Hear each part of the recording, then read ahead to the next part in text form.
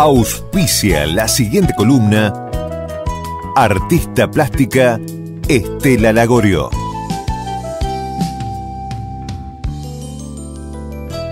Estamos en línea con Marité Fernández, que estudió artes visuales en la Escuela de Bellas Artes, es técnica superior en diseño gráfico y profesora de técnicas artesanales, y además se dedica al estudio de la teoría del arte y a la docencia a nivel secundario, terciario y universitario. Como ya saben, por supuesto, es la nueva columnista de arte de Fuera de Serie. ¿Qué tal, Marité? ¿Cómo estás? Buenas tardes, ¿cómo están? Muy bien, ¿vos? Bien, todo bien. ¿Todo bien? Hoy nos vas a estar hablando, me dijiste, de la época en la que comenzó el movimiento impresionista, los movimientos sociales que se fueron dando en ese momento, los principales artistas de la época, y también me parece interesante una mirada sobre el espacio que comienzan a ocupar la mujer en el arte a partir de entonces, que se la empieza a tomar como un par, ¿no? Los hombres la empiezan a sentir como alguien a su misma altura. Exactamente, sí. Hay una gran movida social, en este caso, para sumar al arte, a la mujer de alguna manera. Bueno, el tema es sumamente amplio, sí, así realmente. Que si estás de acuerdo, iniciamos con un panorama de lo que sucedía en ese momento. Dale, por supuesto, así la gente se va, puede hasta incluso cerrar los ojos, Marité, y ya ir imaginándose cosas. Vamos a ir al París de finales del siglo XIX, vamos de alguna manera a meternos en la película Moulin Rouge, y vamos a pensar en un París que tiene las puertas abiertas a una sociedad cambiante, las puertas abiertas a un montón de gente que va a llegar a esa ciudad luz desde otros países, inclusive la Argentina va a ser un asidua visitante. No tendríamos la Buenos Aires que tenemos si no hubiéramos tenido esa París de referencia. Totalmente, sí. De alguna manera, los cambios industriales, los cambios sociales, el movimiento de las personas del campo hacia la ciudad como un imán, realmente había tantas cosas nuevas, está surgiendo de alguna manera la forma de movilizarse con un tren que va a ir a tremendos 80 kilómetros por hora, casi la velocidad a la que alcanza un caballo. Vamos a asistir muy de a poco a un cambio de edificaciones que van a ir dando otro corte visual a las ciudades. Se empieza muy de a poco a construir en altura. Por supuesto hay espacio todavía en las ciudades, así que es en altura, en ancho, en largo, grandes edificios. Y estos grandes edificios van a tener nuevas sujeciones, por ejemplo, el hierro con unos pernos, unos bulones, en realidad no son bulones porque no se van a enroscar, son pernos que se van a poner en caliente para sostener toda una estructura metálica que va a permitir después la llegada de las grandes estaciones de trenes. Van a aparecer nuevos lugares de apreciación de elementos, porque se pueden hacer lugares para exhibiciones basados quizás en algunos formatos de la botánica, esas casas de cristal donde se podían cultivar plantas. Entonces, bueno, estos acristalamientos con muy poco material y mucho metal que sostienen van a dar lugar a una nueva forma de vivienda y a una nueva forma de estar dentro de una estructura con mucha más luz. Y esta luz es quizás el nexo que va a llevar a toda esta nueva sociedad a salir de una forma oscura de vivir a una nueva forma de mirar, porque la luz va a estar mucho más presente. Es como un momento iluminado, ¿no?, del arte. Sí. Muy interesante en cuanto a las preguntas que se va a hacer inclusive el ser humano. Ya hace varios siglos que está estudiando el color, pero lo va a hacer ya de una forma más científica, tiene más posibilidades de hacerlo, o sea, los microscopios, etcétera, están a la orden del día. Todos los científicos que están trabajando, inclusive muy poquito tiempo después, 40, 50 años en la historia es nada, va a aparecer la penicilina, etcétera, y todo eso tiene que ver con la ampliación de la óptica. Uh-huh. La óptica y el mirar es también el otro hilo conductor de este movimiento impresionista. ¿Y en cuanto a lo social? En lo social, exactamente, hacia allá iba. Uh-huh. Por otro lado, vamos a tener una sociedad sumamente estructurada. Voy a hablar prácticamente realmente desde lo artístico, porque si no tendríamos que irnos hacia muchos puntos, digamos. Pero hablando desde el punto de vista artístico en sí, el Salón Nacional de París va a ser la voz cantante de lo que se puede y lo que no se puede exhibir, de lo que es una buena o una mala obra de arte. Toda persona que quisiera consagrarse pasa por el filtro de estos personajes que saben y creen que están con la verdad revelada de lo que es una buena o una mala pintura.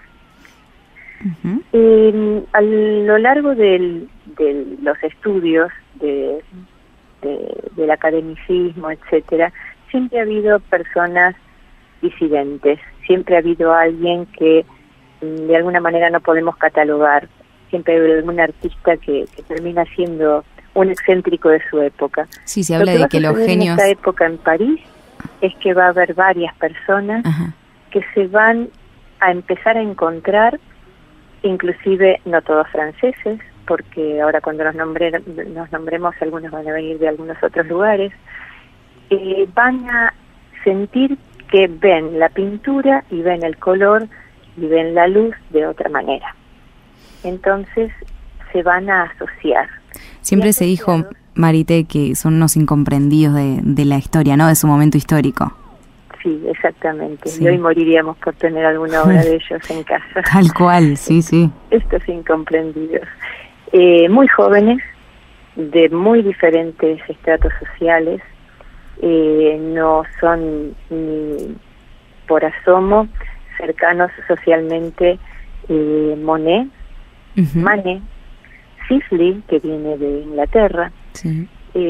Mary Cassatt, que viene de Norteamérica, Edgar Degas, todos provienen de distintos lugares, no todos tienen la misma edad, pero todos están viendo que la pintura académica no es ya algo que tenga que ver con esta sociedad cambiante. Si hay grandes cambios inclusive en la moda, si hay grandes cambios en la música, inclusive lo vamos a ver con el más fantástico impresionista que va a ser Claude Debussy, que también nos va a deleitar con toda una cantidad de impresiones cuando nos disponemos a escuchar su música, que puede tener anclajes mitológicos, pero que es de una modernidad increíble, de un uso de los instrumentos y del tiempo fascinantes, que casi nos levantan y nos vuelven a bajar como una ola. Y los pintores impresionistas van a tener todos algo para decir, no son todos iguales, pero todos sienten más o menos parecidos. Podríamos empezar nombrándolos, viendo algunas características de cada uno, si estás de acuerdo. Por supuesto, sí. Vamos a pensar en Monet. Monet va a ser un señor con un carácter bastante especial. Monet nunca va a permitirse exponer, o sea, y su carrera no va a estar basada en ir detrás de que lo consagraran en el Salón Nacional, para nada. Lo mismo va a pasar con Degas. Sus características de obra tienen que ver con, me olvidé de comentarte algo que es muy importante. En este momento cuando estas personas empiezan a pintar de esta manera diferente, hay algo técnicamente muy bueno que ha sucedido, además de lo que hablábamos de la óptica, etcétera, y que es un invento revolucionario que llega hasta nuestros días. Imaginemos a un pintor que quiere salir a pintar aquí mismo, en San Nicolás, que quiera ir hasta el Yaguarón a pintar, y su medio de transporte va a ser un burro, que es lo más normal en aquella época, una carreta, y que todos sus materiales están envasados en vidrio. Los pigmentos naturales o artificiales, que ya los había, se llevaban en frascos de vidrio y se amalgamaban con un mortero con aceites, generalmente aceite de lino, etcétera. Cargar el burro con todo esto, hacer 10, 20 cuadras, la tela, etcétera, y lograr llegar con los frascos no rotos, ¿sí?, con aquellos empedrados, etcétera, de aquella época. Una de las revoluciones más grandes fue poder hacer el pigmento, armarlo en una pasta y poderlo meter primeramente en vejigas de animales chiquitos. Esas vejigas de animales chiquitos que se cosían y se dejaba un agujerito por donde pudiera salir la pintura y se le ponía una chinche para que se tapara el orificio. Claro, son los precursores de los pomos de hoy, digamos. Exacto. Claro. Poco tiempo después, revolución industrial, aparece el pomo de plomo, que nos acompaña hasta el día de hoy con los dentífricos, etcétera. La revolución del pomo de plomo hizo que estos pintores por primera vez pudieran salir en muchos siglos de adentro de sus ateliers y salir a lo que se llama au plein air, al aire libre, cuando pintan escenas con aire, sol, viento. Ellos tienen aire, sol y viento alrededor de ellos.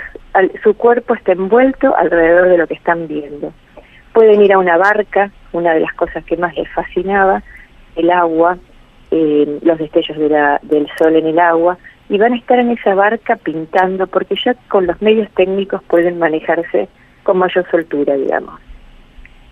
Bueno, van a tener algunas características diferentes. Monet, por ejemplo, no va a usar jamás el negro, la mayoría de ellos no lo usan. Siempre están basándose en estudiar científicamente el uso del color. Ellos creen que el negro no es la luz, entonces al ser la ausencia de luz lo descartan. Renoir lo va a usar hasta el azul muy oscuro, un azul negro, pero nunca va a llegar a ser el negro. Sus temas tienen que ver con los espacios físicos que van eligiendo a lo largo de sus vidas. Algunos van a quedarse en la gran ciudad y van a estar fascinados por las llegadas de estos trenes a las estaciones, el vapor, etcétera. Hay mucha influencia de Turner en este tipo de pinturas. Vamos a tener también una serie de marinas. En algún momento algunos de ellos se van a asociar y van a viajar a Argenteuil, donde van a vivir, van a convivir, y entre ellos mismos van a ser pintores y modelos. Aquí aparecen las mujeres también, donde van a ser aceptadas de primer modo como alumnas de algunos de ellos, y a partir de ser alumnas también van a formar parte del grupo, van a ir creciendo en su aparición dentro del grupo y van a formar parte de las discusiones que tienen que ver con cómo se toma esta nueva forma de mirar. Ahí Por otro lado, esta nueva forma de mirar tampoco... Te decía, Marité, que justo estábamos hablando de Renoir y de Manet, y le estaba mostrando a Baltasar acá en la computadora, y la presencia femenina es muy muy fuerte, es importantísima. Por ahí Monet es un poco más paisaje, más naturaleza, pero sí, en Manet y Renoir se nota muchísimo la figura femenina. Exacto, son sus amigas, son sus cuñadas, son sus amantes. Es muy difícil en radio describir, por eso prefería hacer un pantallazo general, muy difícil de escribir obra a obra, Sí. pero los invitamos a los oyentes a que los sigan, así como están haciendo ustedes con la computadora, porque vamos a ir descubriendo varias veces la aparición de una misma persona, y eso tiene que ver con los lazos de amistad que tenían. Eso tiene que ver a veces con la elección para molestar.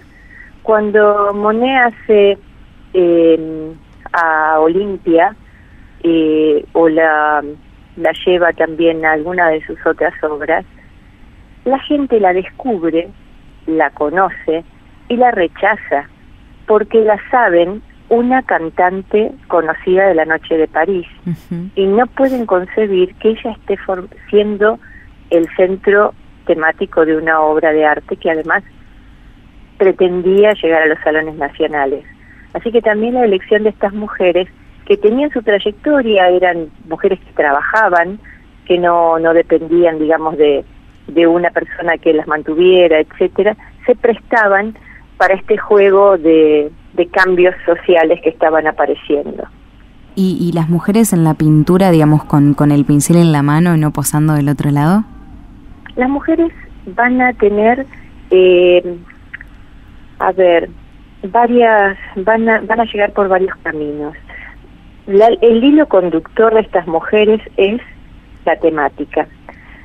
Durante muchos años, muchos siglos, la mujer ha pintado, y ha pintado a puertas cerradas, y hay muchas películas que lo reflejan, etcétera, y han firmado con los apellidos de sus maridos, inclusive sus maridos han salido a hacer la venta de su obra. No se les permitía tener a ellas la posibilidad de mostrarse socialmente. Muchas fueron sostenidas, contenidas dentro del hogar, y sí se les permitía hacer muestras de familiares, etcétera, pero no podían hacer una salida social como hicieron estas otras mujeres.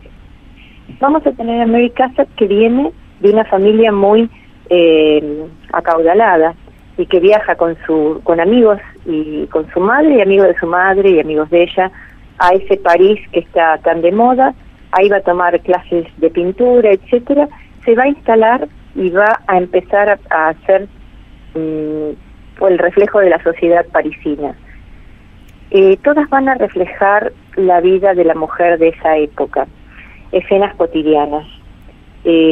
Por supuesto todas estudian la luz, por supuesto todas estudian nuevas formas de organización en el plano, y a esto iba hace un ratito cuando te decía hay otra cosa muy importante que sucede. Aparece la fotografía. Al aparecer la fotografía, lo que va a cambiar también desde el academicismo son los encuadres. Claro. En el cuadro ya no hay la misma forma de ubicar los elementos.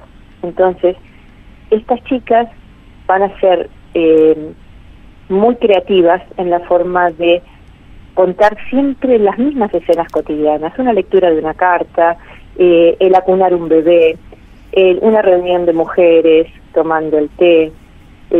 Prácticamente es como un gineceo, ¿sí? Estar dentro del hogar y contar las cosas del hogar, pero cada una lo va a ir contando desde lugares diferentes. Y acá ya van apareciendo planos fotográficos que nosotros los conocemos hoy con nombre y que los enseñamos inclusive en la escuela, lo que es el picado, el contrapicado, la mirada muy desde abajo, la mirada muy desde arriba. Y hay una tercera o cuarta influencia también muy importante, que es la llegada de unos jabones que vienen de Japón, que se venden al por mayor, una cosa muy económica, que vienen envueltos en copias de grabados que son descartadas. El papel era un invento de aquella zona, y los jabones estos van a venir con una serie de estampas que cuando las personas que se dan cuenta qué es lo que envolvía estos jabones empiezan a ver el valor que tienen, los empiezan a planchar y a vender en las librerías de París. Estos impresionistas van a comprarlos y los van a estudiar, y van a ver también que hay nuevos encuadres tomados desde una mirada oriental para armar una obra de arte, siempre tratando de romper con ese academicismo del cual ellos estaban tan en contra. Qué interesante esto que me decís, lo de los jabones, no lo había escuchado nunca. Interesante. Son esas cosas que de las buenas formaciones, estas son Y sí. las cosas que nos han contado nuestros profesores, que nos han formado, que realmente eran sumamente investigadores de todo tipo de detalles. Tal cual, qué interesante. Me encantó, Marité. Me gusta tu mirada. La verdad es que nos quedamos acá todos en silencio escuchándote, porque entre tu voz, que es súper dulce, y lo interesante de todo lo que contás, estamos como ahí expectantes cual clase. La idea es que interaccionemos. Así que pero me encanta, no sé qué decirte, la verdad, me sobran las palabras. cuéntenme desde la mirada de ustedes qué otra cosa podemos aportar, porque quizás uno va y viene y a lo mejor ustedes que conocen más a su auditorio quisieran que comentáramos alguna otra cosa. Ha quedado muchísimo sin comentar todavía. Vos contanos todo lo que quieras. A mí me gusta mucho el tema de la arquitectura, y de hecho estaba pensando que estaría bueno que en algún momento hablemos del Art Nouveau, que me parece súper interesante, y que hay muchos edificios en las ciudades, en Rosario sobre todo, que tienen detalles Art Nouveau y que uno también pasa y no se da cuenta. Entonces, para entenderlos y reconocerlos y empezar a apreciarlos en el día a día, uno pasa caminando yendo al supermercado o yendo a comprar algo. Pero cuando hablas de los hierros y de los remaches y de la composición de las estructuras en esa época, me encantó eso, me pareció súper interesante también. Es una época increíble, sí, realmente socialmente, porque se van abriendo pasos, muchos movimientos, hay mucha interacción de países, y como siempre decimos, hasta 1950 Dios atiende en París, y de ahí en adelante pasa a Nueva York, y hoy vive en Berlín. Cuando nosotros tenemos esa mirada, podemos empezar a ver todo lo que sucedía en París. París va a ser a la vez Bélgica, va a ser Alemania, va a ser Rusia, va a ser América, va a ser un traspasamiento de gente que va a ir y venir por sus calles, y no solamente las transita, compra, vende, influencia. Así que vamos a tener muchísimas temáticas como para ver. Rosario es la gran cuna del Art Nouveau en la Argentina, Valvanera también en Buenos Aires, así que esto, si querés, en algún otro momento lo vamos a retomar. Sí, por supuesto. Y podemos, sí.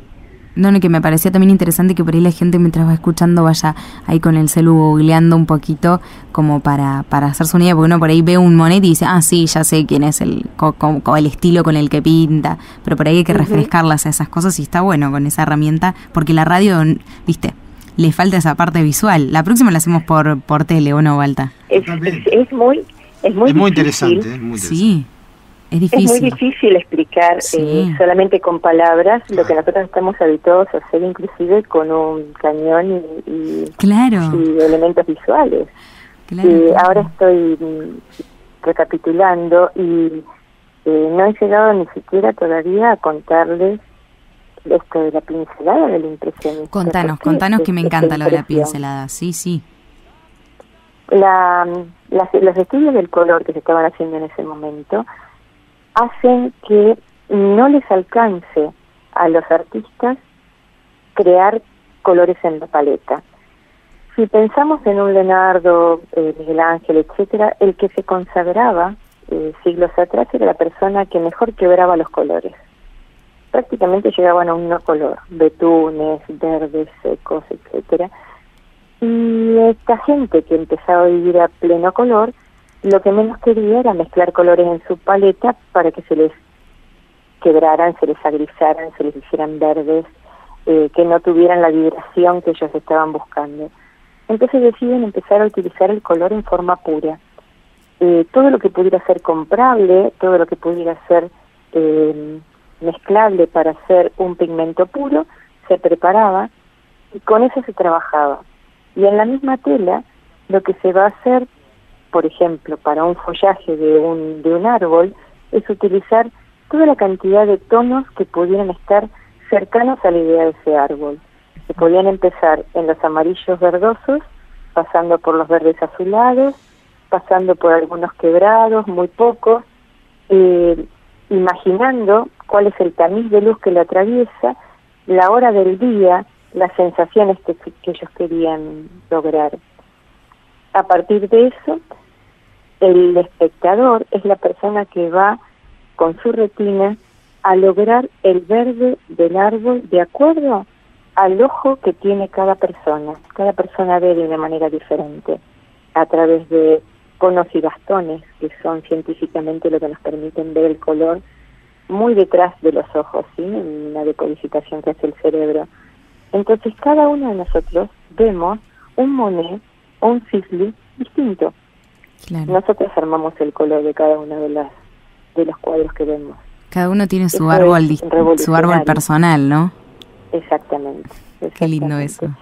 Ellos van a crear lo que se llama la coma impresionista, y en esta coma impresionista gestual, cortita o larga, inclusive que después va a devenir en puntitos, en puntillismo, cada uno va a ir poniendo los colores como desee, e inclusive gestualmente creando tramas lumínicas y cromáticas de acuerdo a cómo quieren mostrarle al espectador algo más etéreo, algo más denso, algo que contraste o algo que se funda. Depende de lo que estén queriendo, de lo que estén viendo y del ambiente que quieran crear. Con las mismas pinceladas, con las mismas cromaticidades, se pueden crear atmósferas muy diferentes o grandes espacios delimitados. Lo que sí no va a usar esta gente seguro son líneas negras de contorno, no, lo dibujístico se rompe, no hay una línea de contención de cada uno de los colores, sino que de alguna manera pasan de una figura al paisaje que lo contiene de una forma muy sutil, digamos, muy abierta. Y además van a trabajar el color no como la gente a veces supone cuando hablamos de luz y sombra, que la luz seguramente va a ser un color mezclado con blanco y la sombra va a ser cualquier color mezclado con negro. Esto, cuando uno empieza a pintar, obviamente es así hasta que se da cuenta de que muchas veces con esto arruina los colores y se frustra.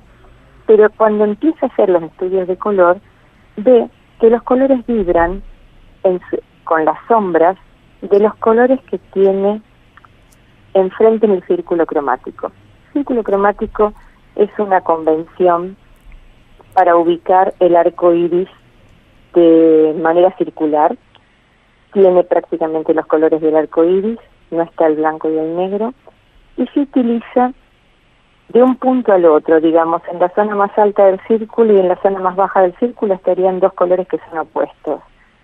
Si esos dos colores opuestos se utilizan uno al lado del otro, en el ojo se produce una vibración, porque las longitudes de onda de los dos colores son diferentes. Entonces, los impresionistas van a estudiar muchísimo este tipo de sensaciones para poder crear cosas como el uso que tiene Renoir del rojo y el verde, por ejemplo, la cantidad de azules que puede usar Monet en sus trabajos y un toque de anaranjado que también es su complementario, y así sucesivamente podríamos jugar con el círculo cromático y el modulado del color, esto es así es como se llama, donde las sombras que estén detrás, o sea, las sombras que proyecte una figura de determinado color serán sombras creadas en sus tonos opuestos o en tonos cercanos opuestos. ¿Se entiende más o menos? Sí, perfecto. Perfecto, me estaba imaginando la escala cromática así en redondo, pensando en los colores, ¿no? En la composición.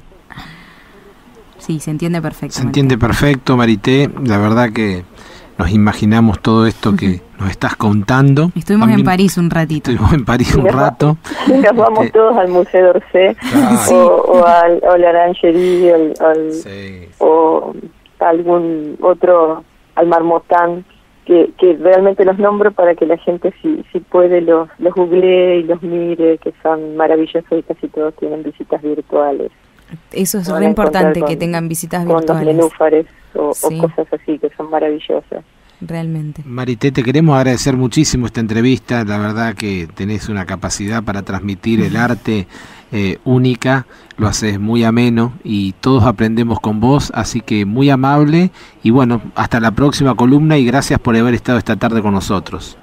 Yo les agradezco a ustedes el espacio, que es realmente para mí es un placer, y espero que la gente comparta esto que realmente a nosotros nos gusta tanto. Muchas gracias y hasta el próximo encuentro, chicos. El placer es nuestro, Marité, de verdad. Gracias de corazón. Hermoso todo. Hablábamos con Marité Fernández, que es profesora de técnicas artesanales, se dedica al estudio de la teoría del arte, bueno, ya se habrán dado cuenta, es docente y además es columnista nuestra de Fuera de Serie, y nos llevó un ratito a París hoy. Nos llevó, la verdad que un viaje mágico y muy lindo con Marité. Bueno, a mí porque me gusta el tema, ¿no? Sí, pero no se nota. Sí. Perdón, disculpen si me copo un poquito. Viste que yo te iba googleando, sí, y te iba mostrando para que vos te dieras cuenta que cómo era cada artista. Bueno. Pero viste que qué interesante lo que ella hablaba de las pinceladas, son pinceladas bastante cargadas.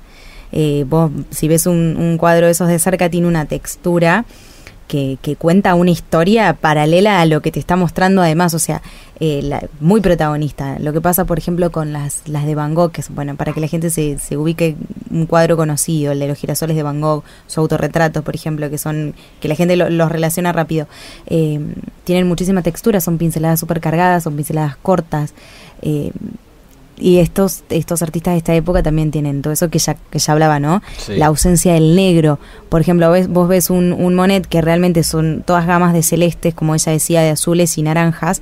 Comparalo, por ejemplo, con las meninas de Velázquez. ¿Lo ubicás? Que está Velázquez y está la menina ahí pintada, reflejada. Uh-huh. Bueno, que él es un autorretrato dentro del retrato de la menina. Es un cuadro súper oscuro, súper lúgubre, tiene mucho negro. ¿Viste que ella hablaba de las pinceladas rotas? Sí. De romper el color, perdón, no de las pinceladas rotas, de romper el color, que era oscurecerlo, hacer mezclas que terminaban haciendo tonos muy oscuros, verdosos, negros, grises, marrones. Bueno, esto totalmente es una pintura viva, colorida, que tiene otra esencia. Sí, sí.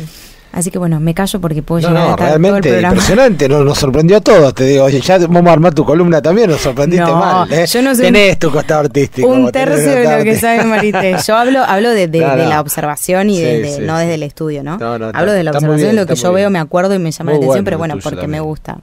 Bueno, perdón, Marité, porque no quiero bajar tu columna a esto. Nada, súper interesante, me parece que encanta. Excelente. Espectacular, y bueno, ojalá la próxima podamos hablar del Art Nouveau, que está lleno de expresiones de ese tipo, sobre todo acá en Rosario, acá nomás para ver. Auspició esta columna artista plástica Estela Lagorio.